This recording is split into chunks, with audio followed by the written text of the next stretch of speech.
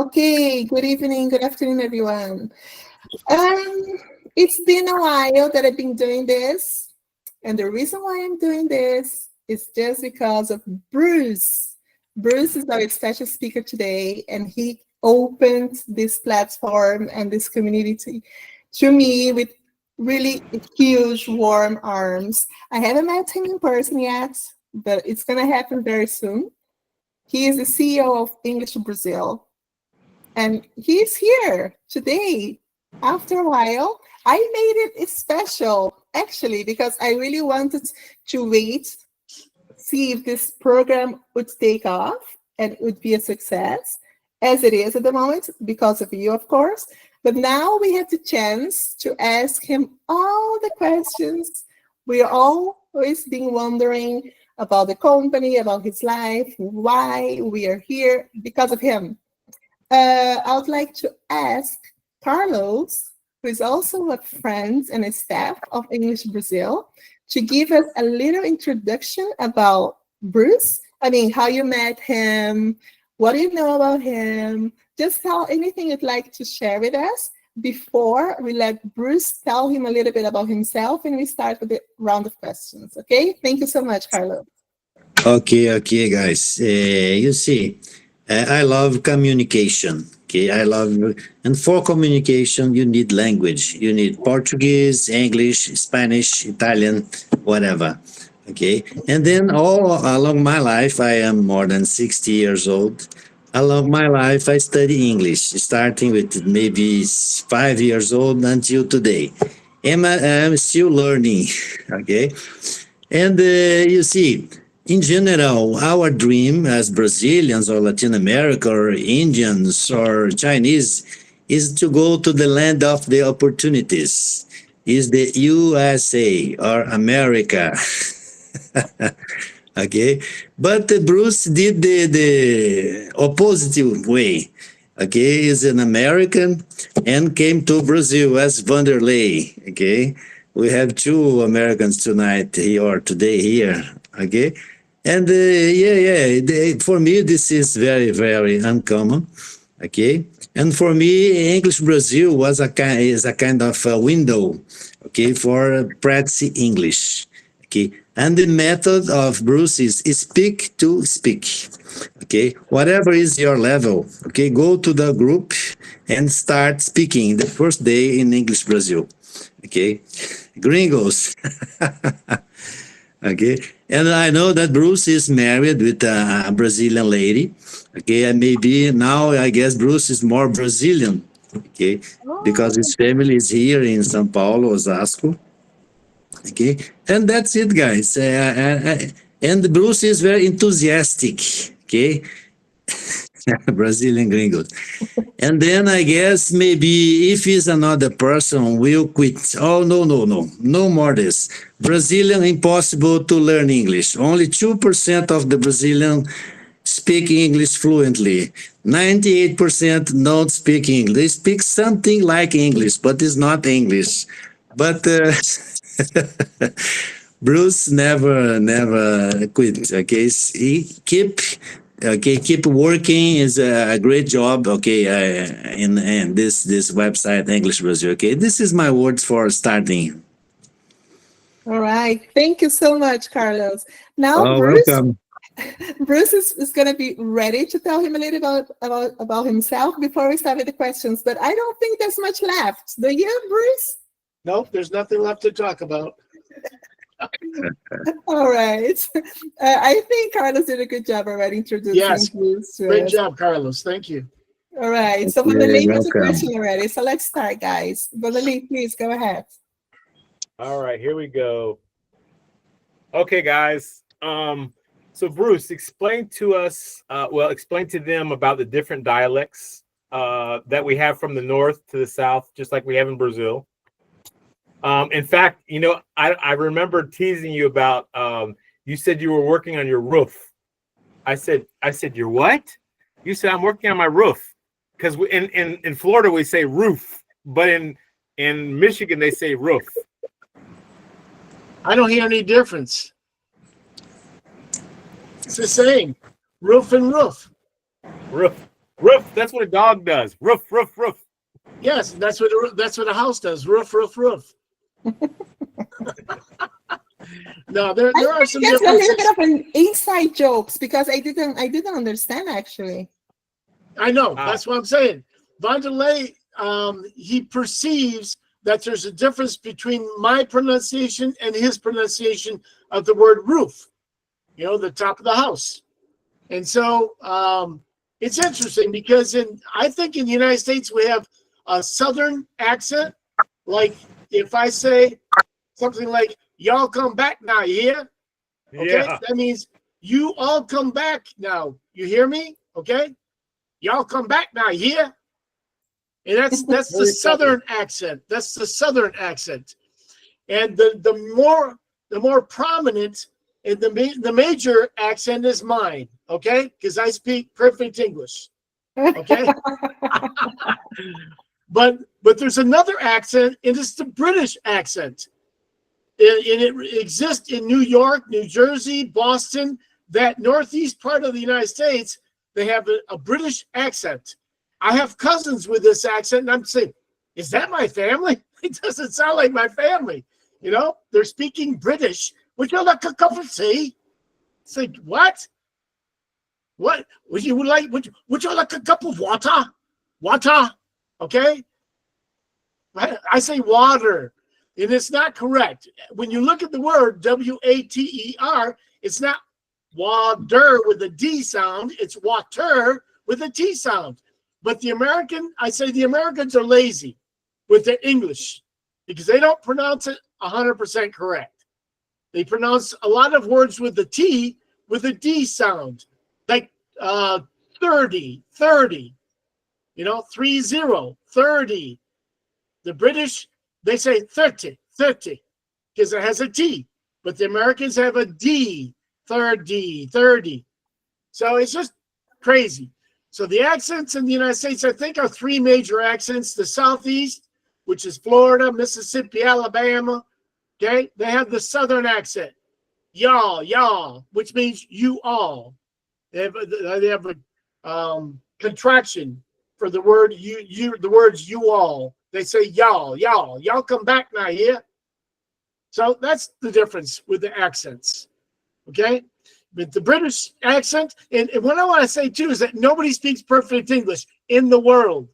Not the Harvard English professor, and not the Cambridge University English professor, because those are high-level schools, but they don't speak the same language. The professor in England speaks different than the American. And so they say, oh, you don't speak like me. Oh, well, we're still speaking. It's okay. So, oh, there's Richard. Richard came. Cool. Good to see you guys. So, any other questions? I think yes, Abenilso is here, ready with a question. Let's hear him. Yeah, I'm here. Hello, guys.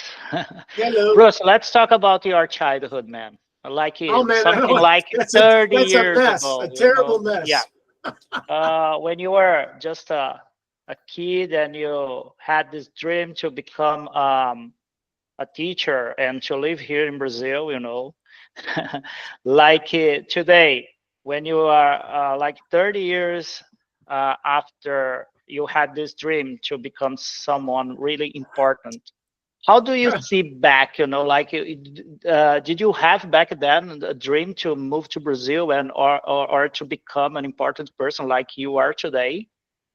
Well, I still don't think I'm an important person, but I'd like to be a helpful person, So I've always been that way because I'm the oldest of 6. So I have 5 brothers and sisters, all younger than me. And so, you know, when my parents got divorced when I was 14 years old, I was the father of the family. My dad would come and visit us, and, you know, we had a relationship with him. But, you know, being the oldest of 6 kids, it's a big responsibility. And so I've always been in that capacity to try to help my brothers and sisters, to teach them. So I guess that's some of it. And then my military, I had 20 years of military. I retired out of the military. And so because of that, it's also making you a capacity to to lead. So I guess that's maybe why. But that's part of my life, is being a helper. I like to help people. But when you were a child, did you have a dream to become like a teacher or a soldier or someone else? Like, No, what was your childhood dream? My childhood dream was to be, no, I don't know. I didn't have it. When I was 14, I started smoking marijuana. And so that messed me up.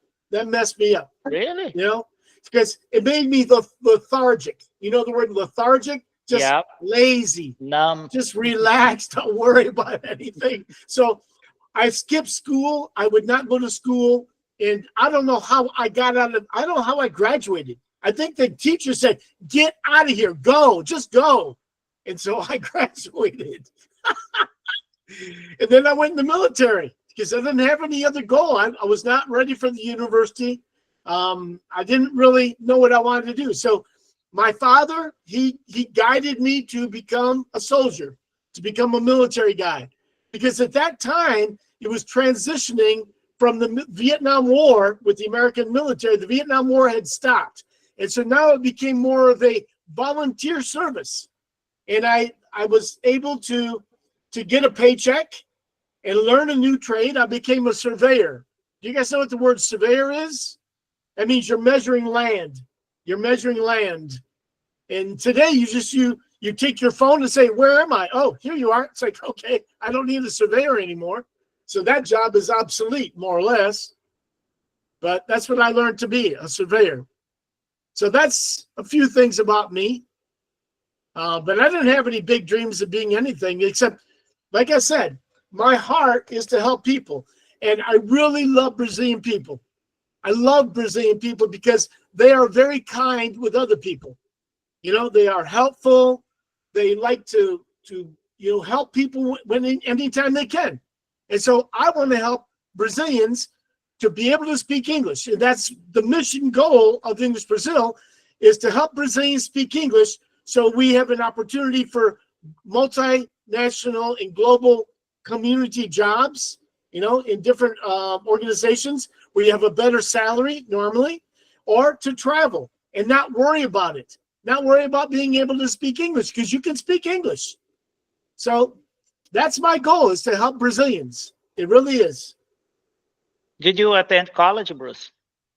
Yes, I attended college while I was in the military. I got my bachelor's degree in management, and then I got my MBA after the military. I got the MBA, and that's my education. So English Brazil is my doctorate program. If English Brazil is successful, I got my doctorate degree. Great. That's a long study, so you've been doing that for a while. Thank you so much, my brother. You're welcome. All right, Richard. Hello, Bruce. Hello, everybody. Good to see you again, Bruce. Good to see you, Richard. Oh yeah, I'm all gonna- the way from South Africa, by the way. Yeah, South Africa. And I say water, yeah, like Would you like a cup of water? Would you like some tea with your crumpets? Or a scope? Bruce, yeah, no, it's very interesting. I mean, from the first day I met you, I thought you were a very interesting person and a great concept with English Brazil. I'm very pleased that you mentioned that English, nobody speaks proper English, because English is actually a language that was stolen from every culture, because the empire was so big. I mean, if you still look at our law books across the world, there's still Latin in it. So a lot of the English was stolen from various cultures. So it's a language that's also been very bastardized. Let's put it that way. So that's short. How did you recognize that? I know you got Brazil culture, but how did you recognize there was a need for English with Brazilian people? And I think Brazilian people are a lot like South Africa. They're very warm. They're very giving. They love a good time. But how did you come up with that? How did you recognize that there is a need to teach the Brazilian people English? Well, when I came to, it started off with coming to Brazil. Okay, I came to Brazil because of the beaches, the beautiful beaches, and the beautiful women. Okay, that's why I came to Brazil. And I got both. I'm married to a Brazilian, beautiful woman, and I'm living about an hour from the beach called Santos, and that's where Renato lives. Renato lives in Santos. And so I'm near the beach, and I have a Brazilian wife, and I'm happy. I'm happy with that. So when I came here, and even now, what can I do? I speak English. So I can't do my job, which was surveyor. I can't do my job in management because I don't speak Portuguese. So, okay, I can teach English. And so I did. And after about 7 years, I would say, I noticed that people were asking for English classes. And I said, wait, you already speak English. Why do you need more classes? And I thought to myself, these people do not need more and more and more classes. They need opportunity to speak English. They need opportunity to practice the language because they know it. Now they need to become better and better just by becoming more naturalized with the language, using it in a very fluent way because you use it all the time.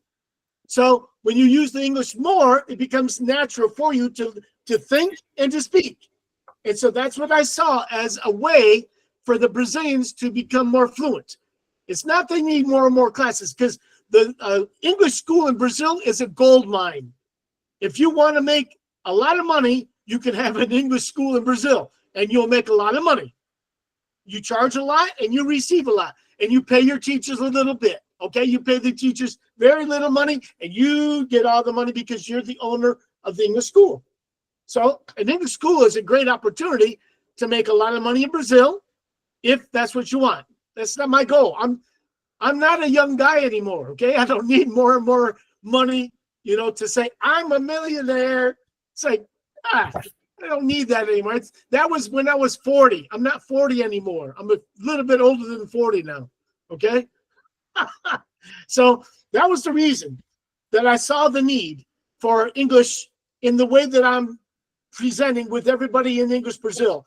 We are here to bring English as a strong second language. That's what we want to make English in Brazil, as a strong second language. Because I lived in Germany for 12 plus years. Ich spreche ein kleines bisschen Deutsch. I only speak that, okay? I speak a little German. But I can eat food, I can say, oh, I want this, I want that. Ich möchte ein Isu, or whatever I say, okay? So I can speak a little German enough to eat, and I can ask for directions. I can navigate in Germany. But the idea is that Germans and French and other countries, people in Holland, Belgium, they speak English after high school. And after high school, when they graduate, they're speaking intermediate or lower level English. In Brazil, they don't speak English after high school. It's like they have 3 years of high school. In the United States, we have 4, but it's just a difference, okay, between the cultures. But in Brazil, we have 3 years of English in the high school, and they still don't learn enough to speak English. They learn the verb to be and a few other words. And that's the thing. They need to have an English-speaking teacher teach English with English. The Brazilian teachers teach English with Portuguese. And that's why they never hear the language. They don't hear the language unless they go to a private school because mommy and daddy have more money. Okay, that's cool, but that's not the majority of the population. And that's why, in my opinion, it's less than 2%. Around 2% of the population of Brazil speak English. And when I say speak English, I'm talking about intermediate or above.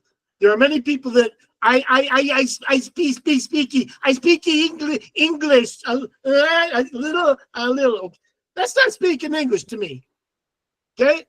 You're just barely getting by. But speaking English is having a conversation, even if it's not 100% fluent. It doesn't matter. Because to me, you don't need to speak perfect. You need to speak effectively. That's the key for me. That's what I teach everybody. You don't need to speak perfect. You need to speak effectively. That effectively, I can hear you, I can understand you, and I can communicate with you. You don't need to speak perfect to me. I won't speak perfect for you because I use slang. I use a lot of contractions, and a lot of people don't know that yet. they will learn with more practice. So effectiveness in the language is the key for me. Does that make sense? Yeah, Okay. this was a very good explanation. Thank you, Bruce. We have Rosangela here. Is Spanish born, but she's been to Brazil. So I'd say she's a little Brazilian by heart already. Hey. Yeah, I'm Rosie, and I live in the Netherlands right now. But I have also lived in Brazil, and I felt the same. Like the people really give me a welcoming, and they really I could learn the language really fast because everyone talked to me and introduced themselves really warm, really cozy, and yeah, it was quite a good experience. It was in 2018. But I would like to ask about you when you did you on board in Brazil, and how was, and yeah, where you went first. You went directly to Sao Paulo or another state, or what did you do in the start? I would like to know. Well, I met my wife online in the online place called Par Perfeito. It's a website called Par Perfeito. It's just a website for people to meet each other. And so I came here. Actually, we met in Los Angeles. She was coming to the United States for conferences. And so she came to the United States and we met. And then I came here to visit with her. And I already knew I wanted to be here and wanted to live here. So I had the opportunity to stay near her, and she had given me the support. So I didn't need to speak Portuguese. She spoke for me. I was learning Portuguese with Rosetta Stone. It's like Duolingo, but it's different to learn languages. And so I use that. But she was my voice for a long time. I mean, I can speak now, but not that well. I speak about intermediate, I think. That's my opinion of myself, speaking Portuguese, because I can talk about almost anything, maybe not fluently, but effectively. And so I think that maybe that answers your question. Do you have any more question about what you asked? Did I answer your question, Rosie? Yeah, and you also always lived in Sao Paulo, or you lived in another cities? I have lived here the whole time, but I have traveled to many cities around Brazil because my wife is a public speaker. And when she goes, I go. I follow her. So it's good because I've seen a lot of Brazil because of her work. And we travel the United States about one time a year. We're going later this month, we're going to Florida. That's where I have families, in Florida. And so we're going to go there for about 3 weeks almost. So I like to travel, but I don't like to fly. I don't like to fly. Brazil is a country for flight because it's so huge. Otherwise, you have to spend 20 hours in the highway. Yes, for sure. Thank you very much. Thank you for your question. Okay, Renato, old friend from Santos, Brazil. Hello, Brucey. Hello, Renato. Nice to see you again. And well, I have two questions. First of all, when did you come to Brazil? What year exactly you came to Brazil? And second one, if you feel comfortable to answer that, your first project was English Merchant, okay? Then you switch for English Brazil for some reason. I don't know if you feel comfortable to speak about that, but anyway. I don't have any problem with that, Renato. It's not a problem. But I came to Brazil in 2006. You guys know this expression, 2006? You could say 2006, but the correct format is 2 and 2, 2006. So we say the O to represent 0, like 1901, 1808. So we say 2006. That's when I came to Brazil, first started living here. And yes, I did have another organization that I started called English Munchers. And it still exists. It's based in Rio de Janeiro. And I gave this name to two of my partners, Peter and Rosie. I gave them the company because they wanted to go a different direction, and I didn't want to go that direction. And so just to solidify the exit with each other in the business part, I just say, you guys keep the name, you guys keep Rio de Janeiro with the meetup, which is one of our platforms for marketing. And I just went a different way with another partner. His name was Marcelo. And Marcelo and I parted ways probably around 4 years ago, I think, 3 or 4 years ago. So I don't have any partners anymore. I don't want any more partners. Partnership is difficult, guys. If you have a company, partnership is difficult. And I'm not trying to be a tyrant. I'm not trying to be a dictator, but I need to have control over what I'm doing with the company, because I'm the one that started it, and I don't want people saying, you need to do this, you need to do that. It's like, no, I don't want to make a lot of money. I don't want to charge people a lot of money. I want to make enough money to pay the bills and expand. That's about it. Yeah, but because you started English Brazil, I don't know if a little bit before pandemic, or I think that's 2017, 2019, 18, something like that. Yeah, English Brazil. Yeah, I remember Brazil. I'm going to say we started about the year 2022. It became official that I was the only one, but it was actually started in about the year 2000. We started English Brazil, or maybe 2001 or 2021. But anyway, it's been a little while. It's been in existence for now about 4 years, 5 years. And it's going well. It's doing well because of you guys, because you, Renato, Simone. I always say Simone. And most people say Simone. Okay? And then Vanderlei and Eric and Adenilson, the other people in the group here with us, they are the ones that are helping all of us to do what we do, because they are organizing the meetings. They are teachers in English Brazil to help people that want to become better with their English. So it's because of you guys. It's because of you guys that we exist. When are you going to visit us again here in Santos? Sometime soon, but I'll be going to the United States, like I said, later this month, probably August, September.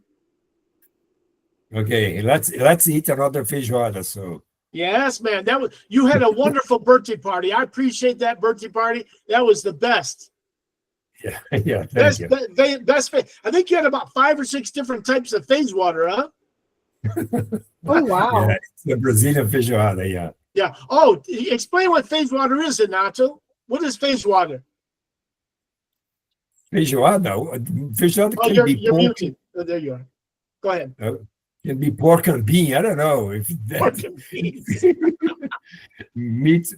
pork meat and. Well, there's black beans, number one. That's always black beans, right? Yeah, black bean. Yeah, black beans. Black beans mixed with different types of meats. Yeah, different kinds of meats. Yeah, it can be called meat. What was the original feijoada? The original feijoada, they had ears, they had nose. Yeah, if you eat a complete feijoada, that has a lot of different ingredients. Yeah. Yes, but now it's all the nicer cuts of meats with the black beans. It is delicious with rice, white rice. So yeah. For the ones who haven't been to Brazil yet, when you go, you have to try feijoada. Right? Feijoada is the national dish. One of the national dishes from Brazil. Yes. Okay, Mariana, are you able to turn on your camera now? No, really. My Wi-Fi is really bad. All right. So Mariana is here all the way from Portugal. She's one of our teens, 17 years old, and she has a question. Mariana, você fala em português? Sim. Yeah. Actually, I'm 18 already. Oh. Just a quick. Happy birthday to you. Just happened. Okay. It's happened. Yes, it's happened. I wanted to ask, I've noticed you're a very bubbly guy, and you had a lot of experiences. You told us about when you started smoking weed, when you went to the army, and your wife, you say she's very beautiful. So I wanted to ask, what was the most meaningful moment in your life? Wow. So far? Yes. Well, I will tell you, in English Brazil, we don't talk about politics. Okay, generally speaking, we don't talk about politics. We don't talk about religion, and we don't talk about sex. Okay, because those are very, in Portuguese, we say polêmica. Okay, areas. And in English, we say polemic. But Americans don't say polemic much. They say controversial. Okay, so we don't talk about those areas. But I will tell you, the most meaningful part of my life so far is me coming to believe and have my trust in Jesus Christ. Okay? Okay. Yeah. And now I'm a Christian. So we don't talk about religion, but you asked, so I'm going to tell you. Okay? Yes. Thank you. So that's the most meaningful part of my life so far, because that affects all parts of my life. And that's why I like to give. I like to give because I have been given. So when you are given, you have a responsibility to give back. And so that's what I'm doing, is giving back. Okay. Does that make that's sense? beautiful. That's beautiful, Yes, it Bruce. does. Thank you. Do you have another question, Mariana, maybe? Not really. I was just kind of wondering. I want to tell you Since- something else too, Mariana. Yeah. And all of you. If you really want to learn English faster, teach English. It doesn't matter who you teach. You can teach your kids. You can teach other kids around your house. You can teach other teenagers or other adults around your house, in your job, in your employment. It doesn't matter. When you teach, you learn more. I still learn English, and I'm not 40 years any longer. Okay, I'm not 40 years old. I'm 68. Okay, so I'm not a young guy. I'm not the oldest guy here, right, Renato? I knew that was coming. Renato and I are in competition with age. You know, I say I'm the oldest. Yeah. No, wait, Renato's here. He's older than me. Yeah, just a little bit. Just Yeah, 2 but years. you know, but when you teach English, guys, you learn more. So if you have a desire to really learn English, teach it. You'll learn more.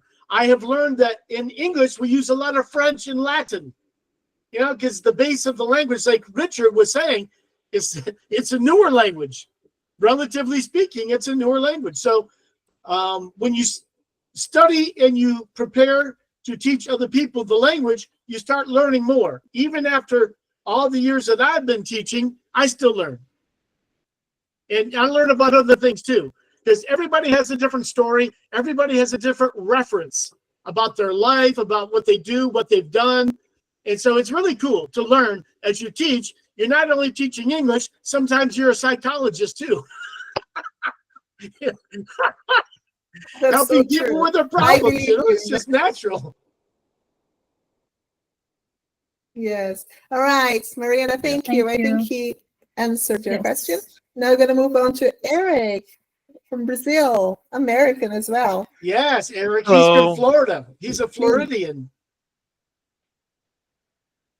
Oh God, I hope not. So I'm Eric from Brazil. Hello, Eric from Brazil. I think. So my question would be: everyone here at least knows how complicated the relationship Brazilians have with learning a new language, especially in high school.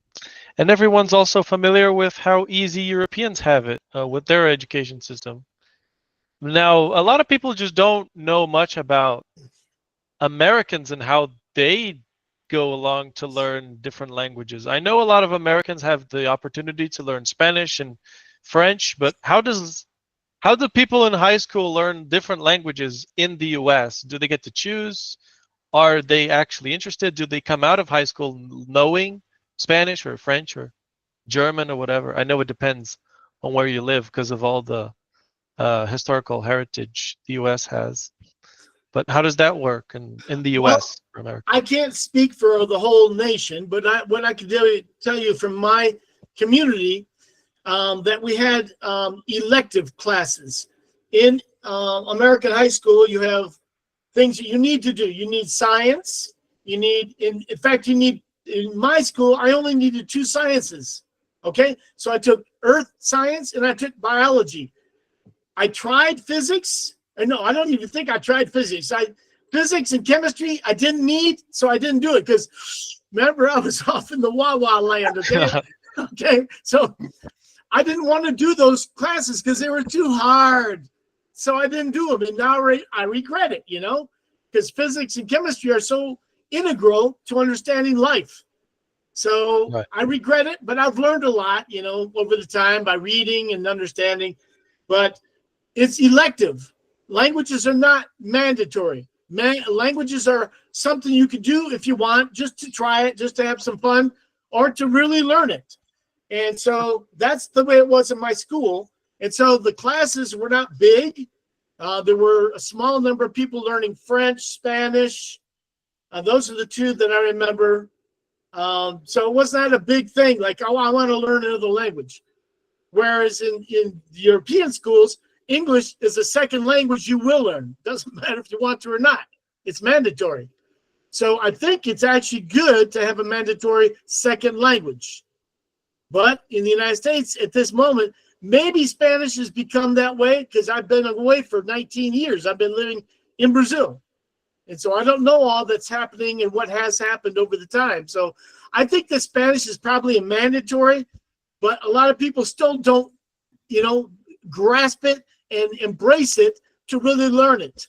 You have to use it to really have it part of your life. So I don't know, Eric, if that's the case now, but when I was going through school, it was elective. I could do it or not. Didn't have to. Right. So essentially, it's because in Brazil, of course, it's mandatory, but of course, no one learns it by the end of the whole thing. But in America, it's not mandatory, but the people that do choose it because they like it. So in the end, they end up, you know, they actually end up learning something by the end of it. Yes, but if they don't continue with it, they lose it. Because I know of people that said, oh, I had 3 years of French, but they don't speak French now. So if you don't use it, you lose it. You know, that expression that we have. So it's necessary to continue using the English or the French, whatever language you've studied. You need to continue using it or you will lose it. Automatic. That's interesting. I always hear Americans here and there saying that they had a year or 2 years of a language and be like, oh, everyone likes doing private classes. So it's not private classes. They're actually, it's in high school that they have these. That's interesting to know. Right, right. So it's like I have a former student, a Brazilian lady, and she was my student in English. But now she's teaching Portuguese in the United States, in Utah, the state called Utah. And she said in her school system, the kids are learning Mandarin, Chinese, Portuguese, French, German, and Spanish. They have 5 languages. But not all students are learning all the languages. It's a student selects a language, and then they have that language every day, all day for a period of time. And they have English too, of course, but they learn everything in that other language. So they learn mathematics, science, all in that language. So it's immersion for them, which is not common. It's a very unique situation that this lady called Sylvia, she's doing. And now we are exchanging English with Portuguese because I need more Portuguese. So she's helping me with that every Monday night. We do half-hour and a half-hour exchanging languages. So that's an option. All right, that's cool. Thank you. You're welcome. Really Thank you. Really nice. Good question. Really nice. I think we are gonna finish because most of us speak Portuguese anyways. And then the last 15 minutes, we're gonna switch to Portuguese. I think Bruce is ready with his language, Portuguese language. After we can try in Brazil. All right. So Maria, also a teenager, young adult from Poland, 17 years old. Hi, Bruce. I know that you're American, and I also know that you now. Hello. I know that you also now live in Brazil, but you also mentioned that you lived in Germany. So I wanted to ask, what was the reason for that? Why Germany? I was living in Germany because I was in the United States military, in the Army. And so in the past, it's not so much today, but in the past, after World War II, there was an agreement between the British, the Americans, and the Russians to control parts of Germany, to not allow another Hitler to exist and to have control of the country. So the United States had the southern part of Germany, the British had the northern part of Germany, and the Russians, they controlled the eastern part of Germany. But then, of course, the Russians with the USSR, they said, oh, East Germany's part of our group now. So I'll see you guys. Okay, so that was a different story. But that's why I was in Germany. It's because of the United States military. And I lived in 4 different cities in Germany. I lived in Aschaffenburg near Frankfurt. I lived in Augsburg and Neu-Ulm. Both those cities are near Munich in Bavaria. And I lived in Kaiserslautern, which is in the Rhine-Pfalz area, which is near France. So I lived in 4 different cities in Germany, and I enjoyed it. I traveled around Europe. I didn't get to Poland because at that time, Poland was in the USSR, I think. Yes, it was. Back then, before the wall was torn down between East and West Germany. So I was afraid. I went to the border. I went to the border with Germany, East Germany, West Germany, and I saw the wall. The wall was like about 3.5 meters tall. It was about 1 meter thick. On top of the wall, they had machine guns with towers of the guards. They had concertina wire, which is like barbed wire. They had trip shotguns. So if you hit a wire, the shotgun shot you. They had minefields. And that was to keep the East Germans from going to West Germany. They didn't want the people to leave the country. So they made a wall to keep the people in the country. Crazy, crazy, crazy. So I said, you know what? I never wanted to go to West Berlin, because Berlin was inside of East Germany. And if I go there, maybe I get stuck. And I'm stuck in the Soviet place. I said, no, I'm not going. I went to the border. That was okay. With binoculars, looking what's going on. Say, I don't want to go any more close than that, any closer. That was enough for me. So now that everything's opened up, it's a different story. Poland is in the free world, and Ukraine is trying to be. Man, it's a mess. It's a mess. And it doesn't help that we have politicians causing more problems. But that's why we don't talk about politics, because it's so controversial. Some people are very strong with this, and the others with the other. And say, no.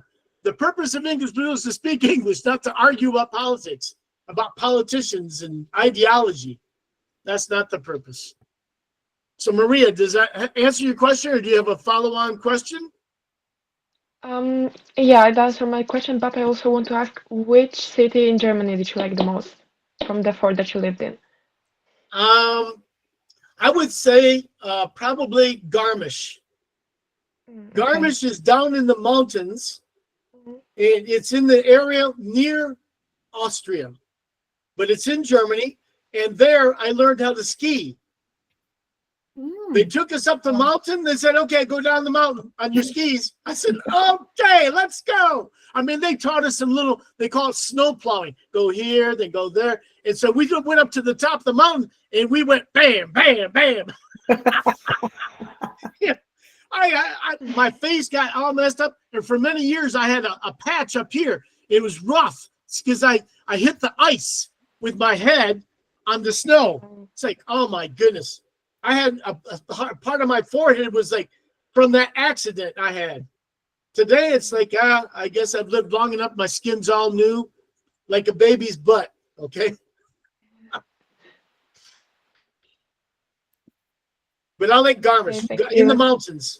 It's in the valley. Garmisch is beautiful. And they have a big Hallenbad, okay, where you go in the middle of the winter. You have all the glass. You can see the mountains and everything. And you're in the nice, warm pool, okay? That is cool. And they have good food. I love German food. I love Brazilian food. I love food. That's why I have my stomach. Well, now I want to go visit that city in Germany. Thank you, Maria. Okay, Marlene is here, and for the first time ever from Spain, she's going to ask a question. I'm so proud of you. Thank you. Okay. Thank you to you and Hello, everyone. I'm Hello. from Spain. I'm living in Spain. I'm from Peru. I'm the sister of Rosie is here. Okay. Yes, she convinced me. And I would like to know, in your perspective, about the AI in teaching languages, because I think they could be a very good ally to teach. Yes, why not? I think so. Because if you are like me, shy, and you don't have met so many people with foreign languages, maybe you can use that to practice. What is your opinion? Wow, great question. Yes, I think that AI is a good tool. I think that all the tools are good tools, but I have my preferences. Okay, I have only seen AI in advertising, and they say hello, and they created the image of the AI to be very fluid and fluid. You can see the movement is very natural for the most part, not all, but and so the language is good, but it's not like talking to a person. It's not equal, not at all. But it's good. It's a good tool to learn to have more confidence. And confidence is a big factor with speaking another language. Because many times when I speak Portuguese, as you will see here after a short time, that I speak, and I don't care if I speak 100% correct. I speak, and if you don't understand me, you say, huh? Then I know I need to repeat, rephrase, use a different set of words to speak in English. I mean, speak in Portuguese. So with English, it's the same. You need to use the language in any way. You can watch videos, but that's only listening, understanding, okay? You can read, and that's comprehension of ideas. But now you need to speak the language. And with AI, it can help you with you speaking, and they will say, oh, do you mean this? That is good. That is good. So that part is good. But when you're actually talking about some different details about life, AI has very limited vocabulary to talk about all the things you want to talk about. And maybe eventually over time, they will use the big data, okay, which is artificial intelligence, and they will compress all this information to create a more dynamic conversation. But a person is different than AI. So you can use AI. It is a good tool. You can use all these different things. But my preference, and I always tell people, is TED.com. I put in the place here. TED.com is a good place for you to listen and to see the words as they are being spoken in the transcript.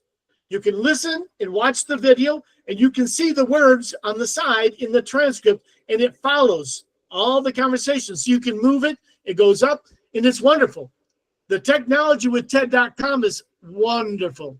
And another tool is by using translator.com, which is a Google tool, but they have many translators. Because if you don't know how to say something, you can write it in your language, Portuguese, Spanish, whatever, translate it to English, and then you can say, okay, I want to listen to it in English. So you can see the words in Spanish or Polish, and you can see the words in English, and then you can listen to the pronunciations. That to me is very good. Those two tools are very good to me for you to practice on your own. You don't need others. You can use AI, but you have to pay for AI. But you can use these free tools of TED.com and translator.com to listen to the language. But then you need to speak it. So that part is necessary to have another person. AI will help some of that. But speaking in groups, that's why we have English Brazil. Okay? In English Brazil is where you have real life conversations like here. And you talk with people and they talk back. So this interaction is very important for you to build greater confidence. Greater confidence. Does that make sense, Marlene? Marlene? Yes, totally. But So do you understand what I said? Everything? Yes, I understood, but Wow, good. I would like if you you don't see any threat. I don't speak any what? French? Any threat, Any threat, fear? With fear? threat, amenaza. How do you Yes, say, that's Rosie? correct. Help That's me. correct. You don't see any threats with AI taking over the teachers. No. I don't see it taking over, but I see it maybe diminishing the amount of teachers that will be doing the job. Okay, AI will fill some of that space of teaching people, but not 100. At this moment, I don't see them taking over. No, but I see them. I see them taking over part of the teaching process. But the groups that we created are exactly what people need. The people need to talk with other people because you have many things that you want to talk about. AI will understand some, but not everything. Well, So on the other hand, that's my opinion. Bruce, on the other hand, I also believe that AI is going to make the teachers stronger. They will have Possible, to have, yes. they will have to go up to a level that they don't have at the moment to differentiate themselves and be better in the interactions so that people keep preferring talking to people like you're doing right now. Thank you so much, Marlene. It was very good. Yes, questions. Marlene. All right, João from Angola. I'm so curious because he always goes business-wise. Get ready, Bruce. You know me better. Hey, Uncle Bruce. Hello, João. Yeah, João here from Angola, as Simone said.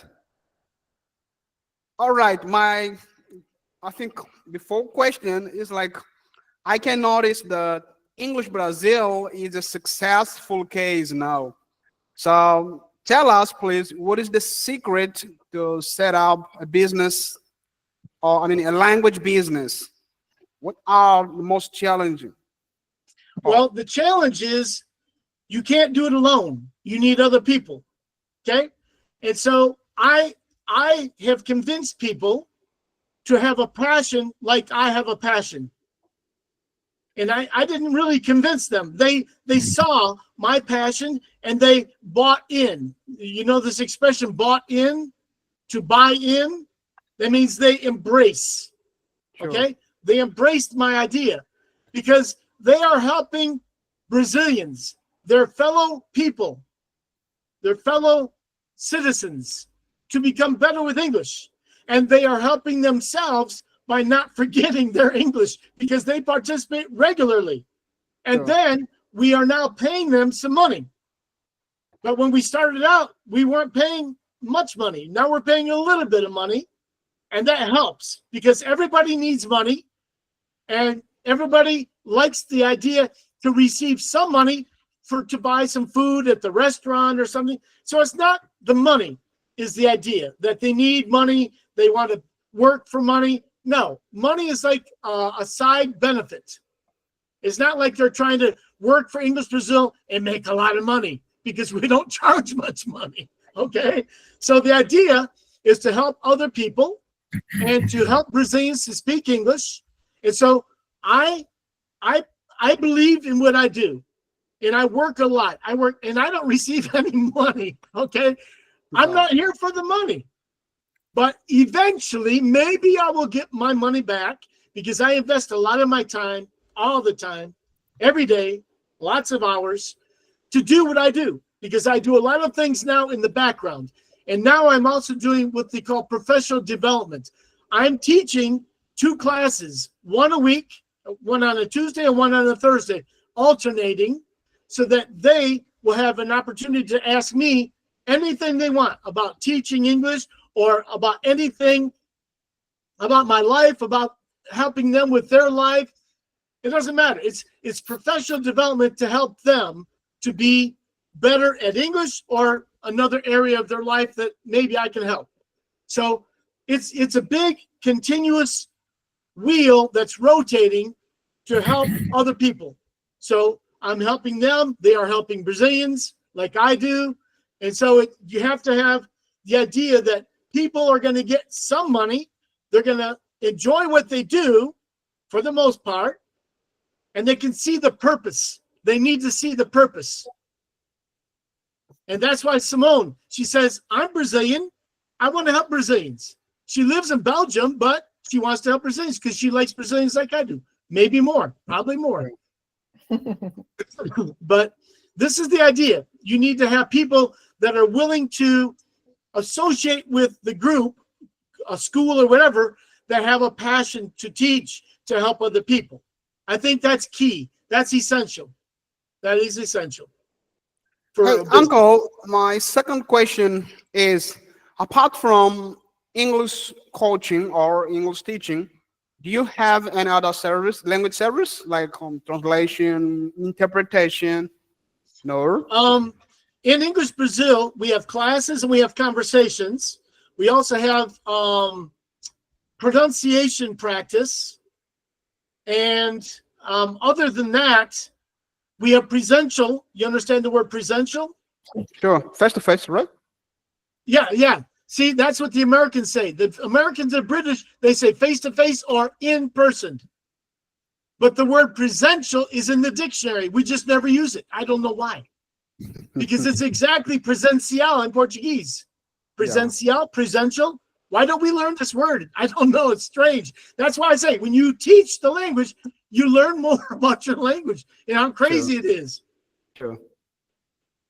So the idea with English Brazil is teaching people to speak with different tools. So pronunciation is very important. We have pronunciation practice.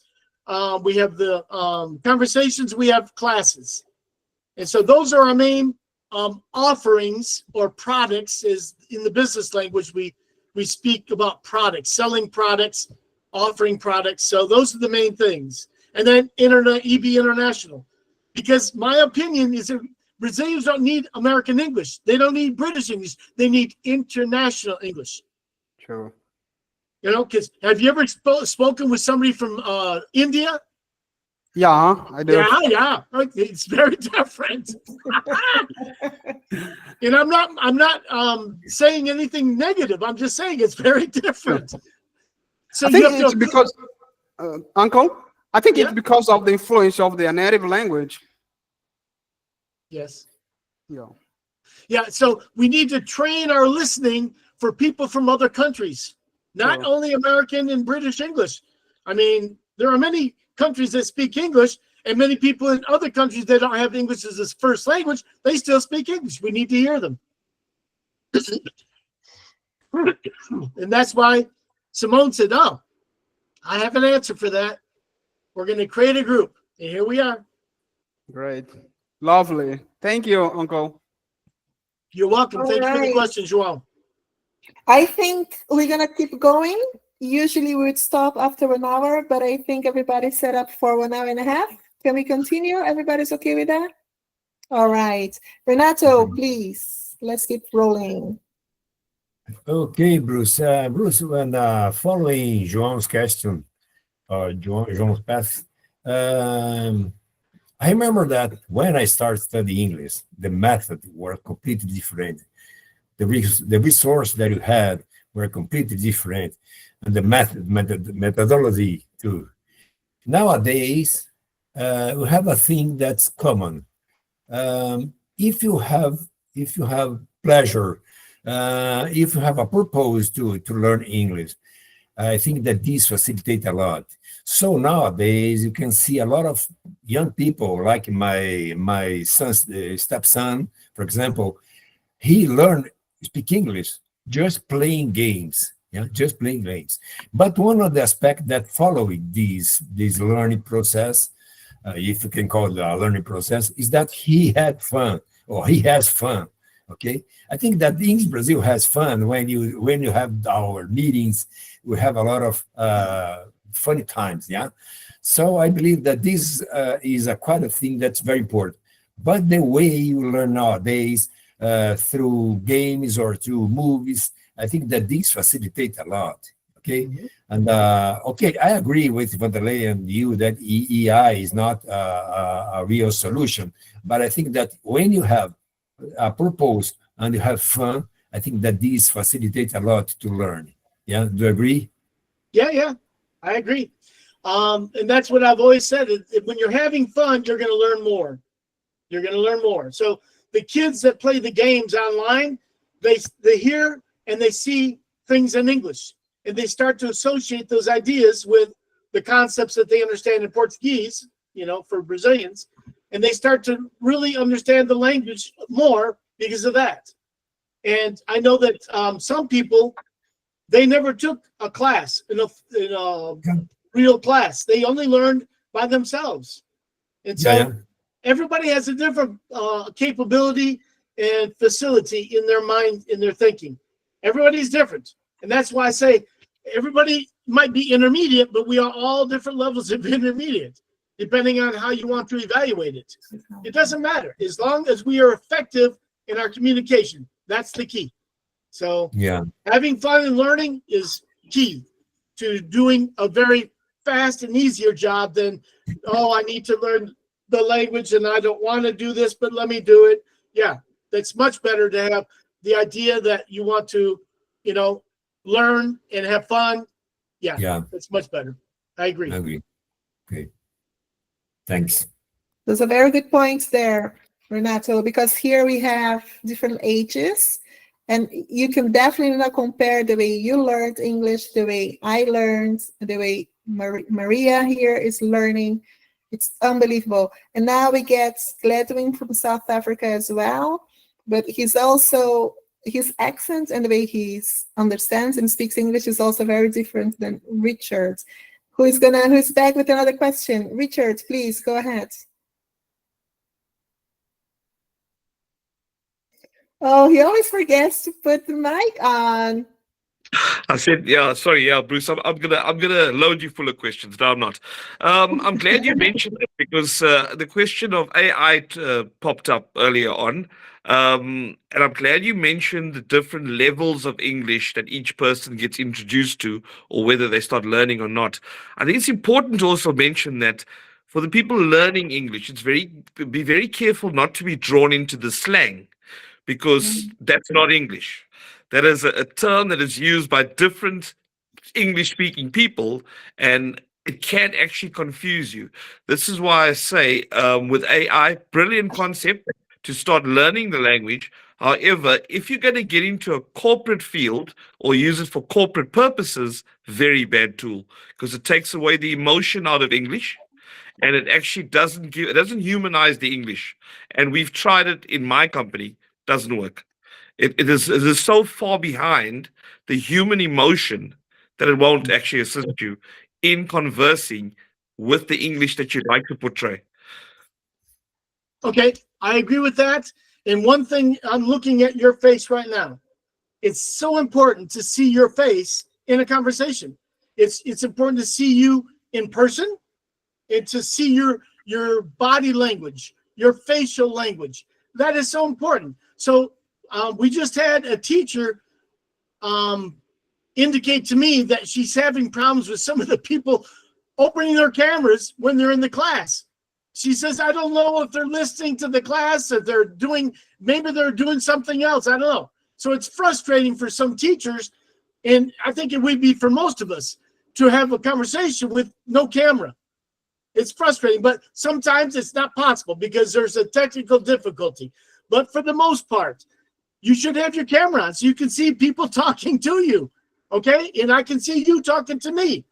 That's a big part of the conversation in the communication, is the language of the face and the body, okay? I'm putting my leg up here and it's like I'm relaxing. It's like, that's different than being attentive. It's like, wow, well, yeah.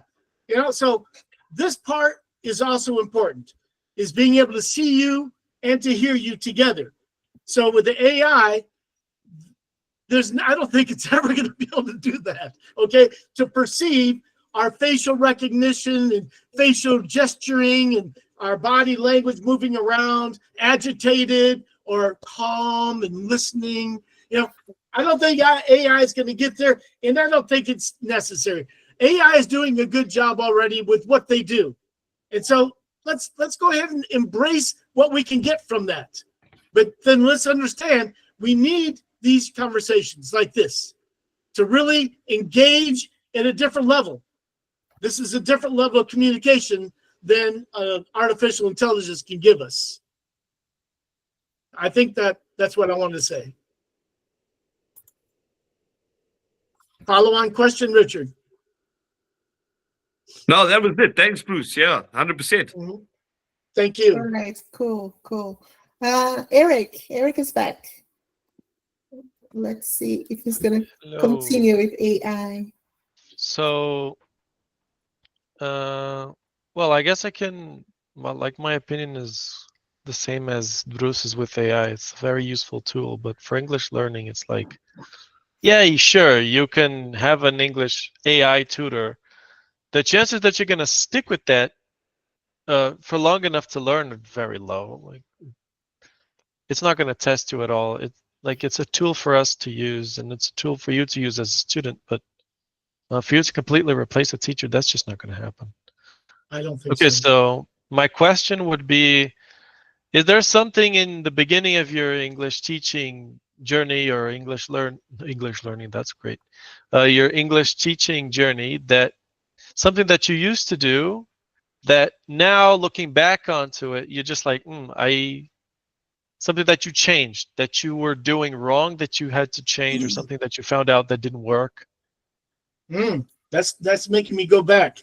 The main thing that comes to my thinking right now is the fact that, as I mentioned, after about 7 years, after 8 years, I was asking myself, why do these people want to pay me to teach English? They speak English. Okay. So at this moment, many people are asking me for class, and then I show them my price, and then I show them the price of English Brazil, and they said, "Oh, I like the price of English Brazil," because it's a lot cheaper. Because my price is my price. I need to get paid this much to do what I want to do to teach you. I charge 150 per hour of reais. Okay, that's what I charge. But a lot of people charge less. But I'm a native teacher, and my focus with my life is English Brazil, is to help people to do or to speak English with a group of people, not only with me, but as a group effort. So I'm here to help facilitate all of English Brazil and not only focus on one student. And if I'm going to focus on one student, well, this is my price, and that's actually not very high. It should be probably about 200. But, I'm not here to get rich either way. So that's my price. But with English Brazil, you can pay a price of, 125 of reais, Brazilian money, and you can have many. We just started a new promotion. 125, you can have all the conversation sessions throughout the month for one whole month. So that's crazy, but that's just the way it is. I was using artificial intelligence ability. What are you talking about, dude? Richard, explain. Read that again, Bruce. I said you weren't using AI, using IA, intellectual ability. Intellectual ability is great. Okay, cool. I didn't see that part. Okay, so Eric, to think back on what changed or what could have been better and all that, I think the main thing that I had a problem with is partnerships. And I mentioned that already. Having partners in a business is hard because you need to pass all this decision-making to all the people to get their buy-in, to get their acceptance before you can make a decision. I don't want that, man. I know what I want to do, and I confer with people all the time. I don't sit there and make a decision just because I'm the boss. No. I have a group I call the core group. Audrey Nilsson's part of the core group, along with Tatiana and along with Leandro. And right now, the four of us are guiding our activities. And so I'm learning from these guys. I'm learning from you guys too. And I'm making decisions as a group, not as an individual. I mean, I have the final say so, but it doesn't matter. I want to listen to everybody say something about my ideas and hear their ideas before making any decisions. But I'm here to help Brazilians, and that's the focus. And everybody knows that. I'm not here for the money. Man, I feel like I could die anytime, and that's true. Any of us could die anytime. We don't know. But I'm 68 years old now. I'm not like, 38 or 28. I'm older. So it's like, yeah, that's why I'm trying to get it set so that English Brazil can continue after me. I can't do this all my life. I have 2 more years. 2 more years of doing what I do every day. I'm trying to find another person to take my place. A general manager, a CEO, whatever you want to call it. I want somebody to take my place. And it can't be somebody my age. So Renato, sorry, you're not part of the selection process. Well, there's a good one for the young ones here. Yes. If you want me to be a partner in a motorcycle group, I would accept. But seriously, I want to find somebody to take my place. I want English Brazil to continue after I stop doing what I do every day, doing this and doing that to find more people to make payments. Do you know the group called Duolingo? You know Duolingo, right? About learning different languages, the app that they call for learning other languages. I used it for 1 year, and I did the lessons almost every day because I was paying money. And they give you this incentive. Oh, don't miss out to continue your trend of being every day in the program. Okay, so it's an incentive to do the lessons. And so, but I want to say, Duolingo, they make money. They make money by people paying, but they are free to everybody else. Duolingo is free. You don't need to pay, but you have limitations. You can do 5 errors in 1 day, and then that's it. But if you pay, I think it's like 190 reais, okay, which is about, I don't know, about $20, $40 in American money for the year. And you can do the lessons all day long. I was trying to learn French, German, Dutch, all the language, just to try it, just trying it. But I couldn't stick with it. It's just too much time and too much energy. So my focus is English Brazil. So if somebody wants to pay me 150 reais, I'll teach them, okay? But I really don't want any more classes. I have about 4 classes. That's enough for me because my focus is English Brazil. To give to the group. Bruce, just to continue with the Eric question, my question would be, you've been doing this for a while now. Have you noticed any changes with the mentality of the students? Let's say if you go like 10 years ago, or well, I can tell you this. 5 years ago. Tell me the changes. Yeah, I will tell you. January of 2022, we started charging for English Brazil. Everybody. Before 2022, January, it was free for 1 time a week. It was free. You remember that, Renato? Yeah. It was free. But then I started to say, there are many people that are in the group, but they're not going to the meetings. Why? Because it was free. And it's like, I can't go today, and I can't go next week, and I can't go. They never go. But when they pay some money, they go. So, and they're not paying much. For English Brazil, it's cheap. Cheap. 65 reais. In dollars, it's about what? I don't know, but $12 per month. $12 per month to go to a meeting every week, 1 meeting.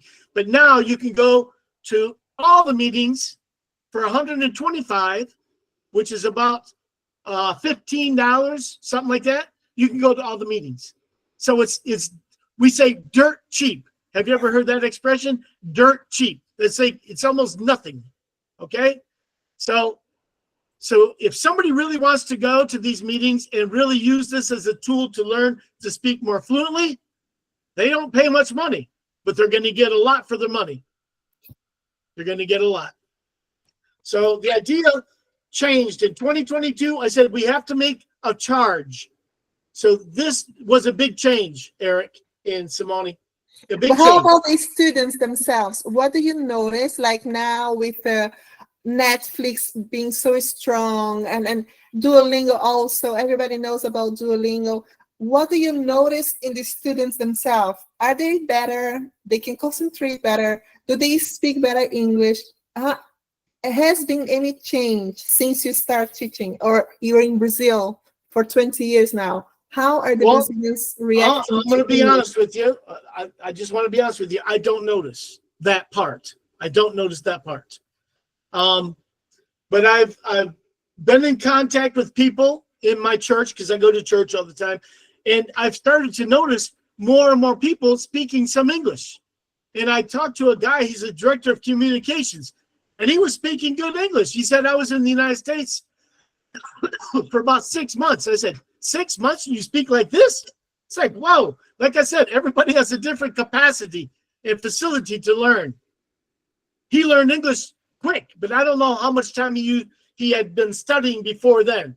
But it's like, I'm learning, I'm starting to come across people. I'm starting to see more people speaking English. And that's encouraging for me.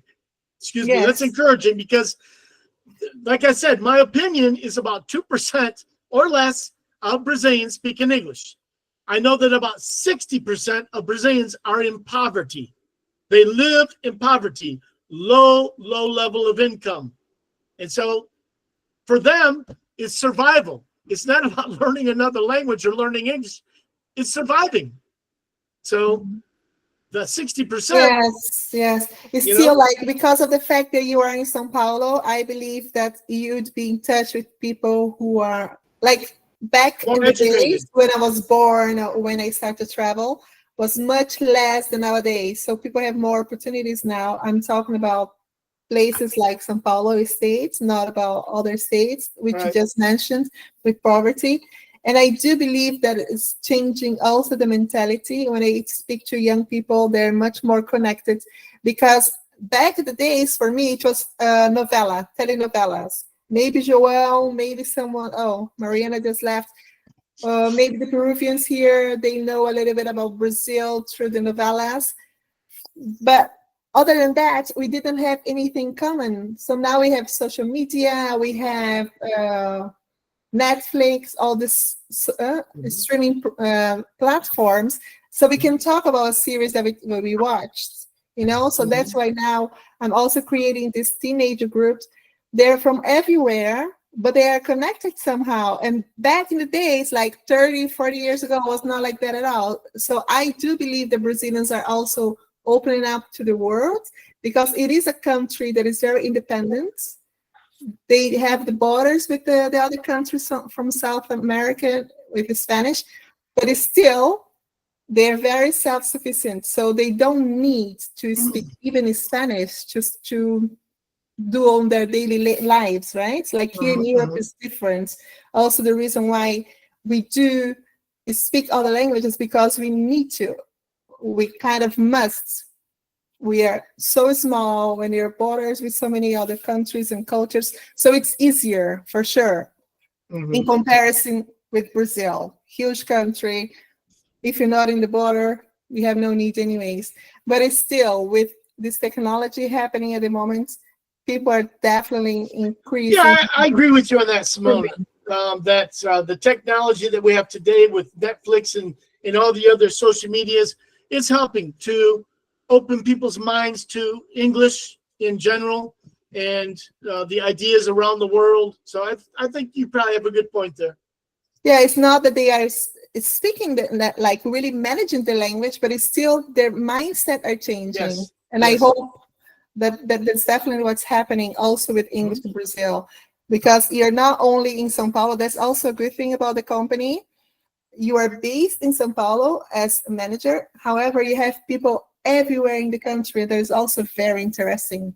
You do a good job on that one. Okay, João has another question. Please go ahead. Uncle, with another question now here. Yes. Through all this year of experience teaching English, what is the method and technique that you find most interesting and effective that help students have result quick and better mainly for those who have already background in English and willing to improve or catapult the English to the next level. Okay, I'm going to put it in here in the chat. Immediate correction. When you speak, I correct you, and you repeat what I say. Okay, so that the idea, the intent of this is that you hear my correction and you think about it. And the idea is that hopefully in the future, when you try to use the same idea, use the same word, it'll come out more correctly. So I think that is very important, is for people to hear the corrected pronunciation. And so that's why we have this practice pronunciation. And Adenilson is influential in that. He's one of the main people that he has a text in English, and the people record in a group that we have, a WhatsApp group. They record their voice, and then Adenilson makes corrections, some suggestions about their pronunciations. And this has been very helpful and been very welcoming. People said, yeah, I want to do this. And so people pay some money to do that. Not much, but they pay some money for him to listen and make some suggestions about their English pronunciations. So I think the immediate correction is probably the best way I can say for people to learn, is with somebody that speaks English as a native language, or even as a fluent language. They can give corrections to help the other people to learn how to pronounce the words, because English is not easy. It's not easy. I'm going to write a word here, and I know most of you understand how to pronounce it. But I want you to look at this word. Look at this word. It has 2 Y's and 2 O's, and they're all pronounced different. It's psy, ha, lo, G. So this is the idea. The psychology, it has 2 Y's, 2 O's, and they're pronounced all different. Why? What's the rule? How do I know? You need to see the word, you need to hear the pronunciation, and you need to understand the idea, how to use it in your conversation. So this is the difficult part of English, the pronunciation. Like the word here and this word. It's pronounced the same, but it's different vowels. Why do I pronounce it the same? I don't know. But son and son, it's the same pronunciation, but it's different ideas, different spelling. It's like, man, English is crazy. Okay, so that's why you need somebody to help others to learn how to speak. So a teacher can give immediate correction, and you can repeat to not use the same incorrect pronunciation, so that people understand you the first time. They don't, what? They don't need to ask, what did you say? Okay, they understand you because they got it. And so that's the idea, is becoming more fluent. You don't need people to make corrections or to give you more reference about what they're trying to say. That's why I say effective communication is the key. Sure. Thank you. Well, really great. I was gonna ask Carlos to read Gladwin's question, and I see that he has also a question. So please, Carlos, read Gladwin's question, because he doesn't have camera or a mic at the moment. And then you're gonna ask your question, okay? Oh, your mic is off. All right. Is Gladwin Zuma question? Yes, please. Okay. Greetings, Bruce. Are you approaching English from a philology point of view? Maybe philosophical point of view. There you go. I guess philology from I don't point know of this view. word philology. Are just transferring the communication skill to the students. I don't know what is philology, okay? Philologi. Language, you mean philosophical? Yes, pretty much. Okay. Because I'll tell you what, it might be a word that I don't know. I'm telling you, nobody knows all the words. Nobody knows all the words. Nobody. Okay, so if it's philosophical point of view, as I don't think you were in the room at the time, Gladwin, and I hope you understand me. we don't talk about politics. We don't talk about religion. We don't talk about sex. And in Brazil, you don't talk about football. Okay? Because my team is Sao Paulo. Okay? Because I live in Sao Paulo. And Renato's team is Santos because he lives in Santos. So we don't talk about the opposing teams. But it's just a joke. You can talk about that. But religion and politics and sex are taboo.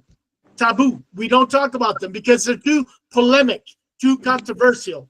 But other than that, there's no philosophy about it. It's just I want people to learn how to speak English, and that's why we have this whole group at all. It's because of this goal and this mission of helping people to speak English. I hope that I answered your question correctly, Gladwin. Thank you, Carlos. Okay. It's not my question. It's from Gladwin. Okay, Bruce, I have a suggestion for you. And what do you think about the international English Brazil? Because maybe Angola or Peru or Latin America, they need to practice English as we practice in Brazil. And the world, I guess, is the population is 8 billion. Maybe you can have the international English program, okay, in the future. What do you think about this? That's a dream. That's a dream. It is. Actually, Okay, I thought about having EB Latin or something like that because look at all of the other countries in South America are speaking Spanish. So Yeah. and even in Central America, all Spanish. Only Brazil is with Portuguese. Okay, so why not have EB Latin? I mean, it's not going to be EB because that's English Brazil. So it'd be another name. But yeah, I thought about that. But my passion is for Brazilians, and right now we're getting ready to open up to the world with another program. So that's in the dream. But Gladwin said philology. Philology is the study of human languages from their historical context. So, see what I'm saying? I don't know all the English language, every word. Philology. I think I remember hearing the word, but it's not something I think about to use. So, philology, if it's the study of human languages, it's interesting, but we don't have any philology about the human language except that, like I was mentioning, one thing is we want to have the cameras on. So we study the facial and the body language. That's part of human language, is using the camera to see that part and aspect of the conversation. So when we're communicating, we need to see the camera, see how we emphasize, because Brazilians use their hands a lot, okay? Hands everywhere, okay? It's a Latin thing, but the Brazilians use them a lot. Hey, hey, hey. Okay, so I don't know. Gladwin, thank you for clarifying that word. Because as I said, I don't know all the English words. Nobody does. So well, Bruce, that way you're definitely a Brazilian because you use your hands a lot. That's something that you absorb from Brazilians. Guys, with this tone, we're going to finish. We're going to stop this session because we will go for another hour or two with ease because Bruce gives a lot. He has no problem giving. I give because I have already received. I received from all you guys. I learned, like here, look, Gladwin's teaching me about the word philology. That's how I learned. I learned from all you guys. I also didn't know about that one, to be honest. I remember hearing that word, but it didn't connect that I could actually talk about it. So that's what I'm saying. We all learn from each other. And that's why we're not called an English school per se. We are English speaking community. Look, you guys are not paying any money to be here. You're not paying any money, but you're still having fun because of Simone. She's the one that's bringing this all to you guys. Well, Bruce, I was about to say nice things about you to finish the session. It's all about you today, not about me. It's about you, girl. It was amazing having you here. I'm so glad that I actually waited this long to have you on board because now you see everything that you could bring to the session. I'm pretty sure everything that everybody who is here needed to hear. You see, get to know you better for sure. Okay, we have some international people here as well, but for the Brazilians as well, to see another side of you, like some stuff that you said here, you don't talk to them on daily basis, and some stuff they didn't know about you, and that's all about these sessions. It's a secret. Shh, don't tell anybody. You're not gonna post it, at the news, so it's a secret. Yeah, cut that part out. Cut that part out. I'm gonna cut it out. My life, I want to be transparent. I really do, because these situations that we go through of being an adolescent, smoking marijuana, all that part creates who we are. And it's not easy to talk about, but when we can realize that it's part of your life, that's just the way it is. So no problem talking about it. No problem. You create your testimony, Bruce. Yeah. I'm in the middle of writing my testimony. Oh, and that's another story. That's another whole meeting. Good to hear. We all gonna read it. You didn't even spoke in Portuguese, so it will take 2 more hours with you. Oh wow, we're gonna have to book another session with him. Yeah, just to hear Bruce him in Portuguese. You guys will have to suffer with that one. Oh well, I'm pretty sure it's gonna be lots of corrections. What was that you just said? Interact. What was that you just said here? Answering. When you answered João's question, you said something about interacting. What did you say there? Forgot now. What did you say? But actually, I do need to go because I have a meeting to go to tonight. I'm involved in a play, not a play. All right, guys, we're gonna finish the session. Bruce, thank you so much. I cannot wait to see you in person. We're gonna meet in August, just 1 more month.